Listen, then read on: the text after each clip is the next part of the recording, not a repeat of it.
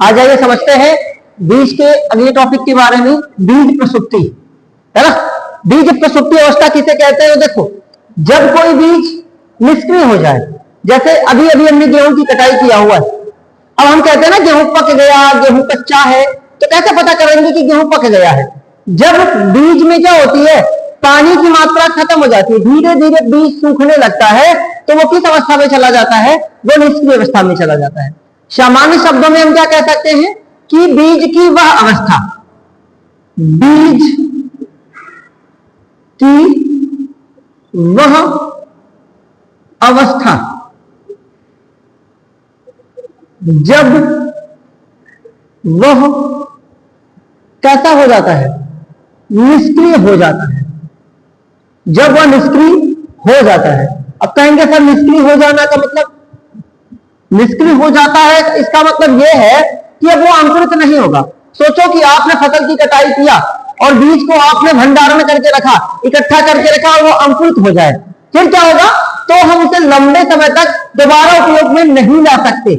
एक बार आपने रखा, उसको तुरंत हमें क्या करना होगा? गेहूं की कटाई करनी है, उसे तुरंत उसका हमें क्या करना पड़ेगा?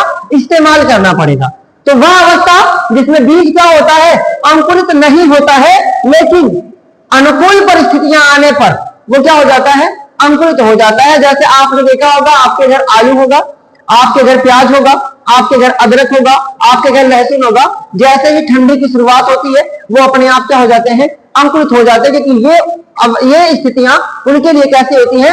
अनुकूल होती हैं। तो बीज की वह अवस्था जब वो अंकुरित नहीं होता, लेकिन किंतु परंतु, है ना, लेकिन अनुकूल परिस्थितियां आने पर, अनुकूल परिस्थितियां आने पर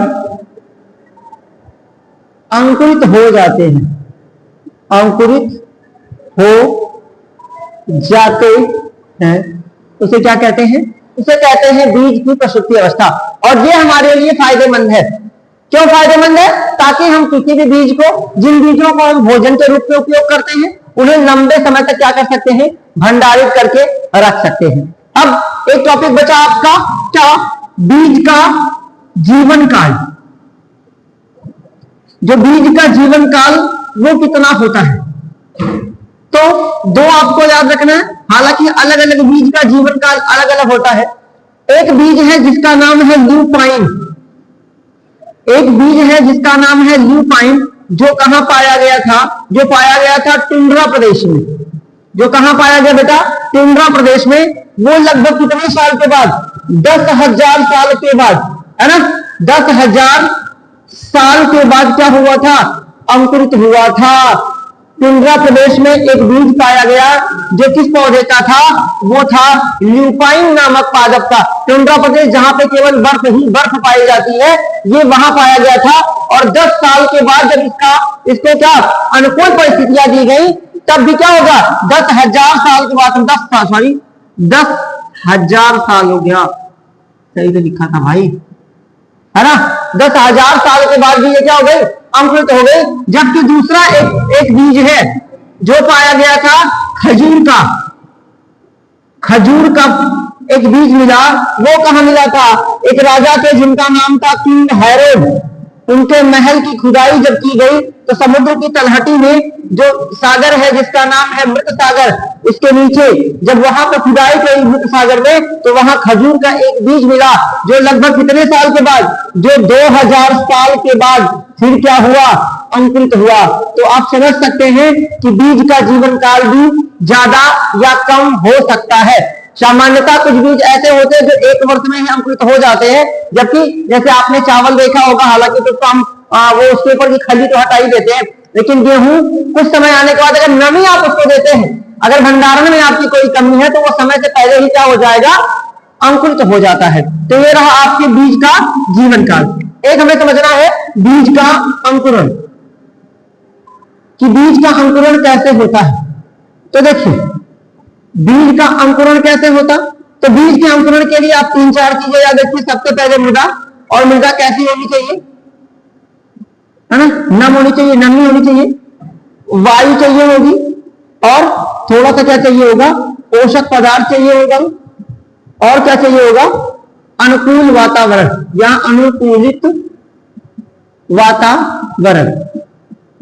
आप जब अभी देखिए सीजन आ रहा है बरसात का, या फिर अगर आप देखो जब हम वो लगाते हैं, क्या बोलते हैं, ठंडी का मौसम जैसे ही शुरुआत होती है तो हम क्या कहते हैं, जब हम फसल को बोने जाते हैं तो हमारी पहली प्राथमिकता होती है कि खेत में क्या होनी चाहिए, नमी होनी चाहिए। हमारी पहली प्रायोरिटी होती है कि खेत में क्या होनी चाहिए, नमी होनी चाहिए। और खेत क्यों जुताते हैं, ताकि उसमें क्या घुसा है, उसमें वायु घुसा है, और इसे बुआई से पहले उसमें डाई या खाद का छिड़काव करते हैं। और ठंडी का मौसम रहता ही रहता है, तो गेहूं के लिए ठंडी का मौसम सबसे अनुकूल मौसम होता है।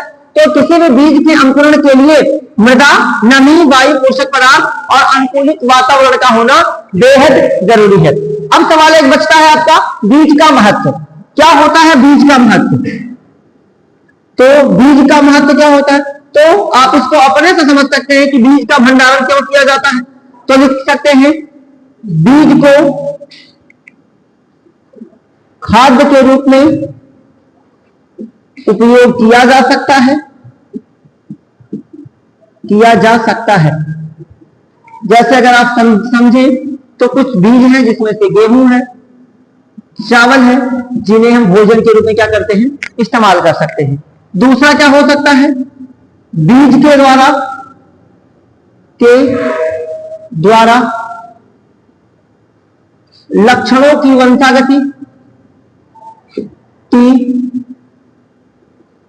वंशागति बनी रहती है। मतलब सब समझो ये बात, कुछ ऐसे बीज होते हैं जिन्हें हम भोजन के रूप में इस्तेमाल करते हैं। अगर सोचो वो प्रसूति अवस्था में जाए ही ना, सोचो अगर आपके घर जो आप गेहूं ड्रम में रखना चाहते हो, अगर वो 2 महीने के बाद फिर अंकुरित हो जाए तो क्या आप उसे लंबे समय तक भंडारण कर सकते हैं? नहीं भाई, याद रखो कि हमारे लगभग 70 से 80% जो खाद्य पदार्थ है वो गेहूं और चावल से आते हैं। अब ज्यादातर जो चीजें जो भी आप खाते हैं, बिस्किट, टॉफी, ज्यादातर जो चीजें हैं वो आप गेहूं या फिर चावल से बने उत्पादों का प्रयोग करते हैं। दूसरा है बीज के द्वारा लक्षणों की वंशागति। जिस बीज को अगर मान लो आपने गेहूं का बीज बोया तो गेहूं की जाति बनी है, वो आगे खत्म नहीं होगी। तो क्योंकि अगर आपने खा लिया, सारा गेहूं खत्म हो गया, भंडारण कुछ भी नहीं किया, तो अगली साल बताओ कहां से वो लक्षण आएंगे, फिर आप गेहूं कहां से बोओगे, समझे। और तीसरा होता है जाति की निरंतरता बनी रहती है। जाति की निरंतरता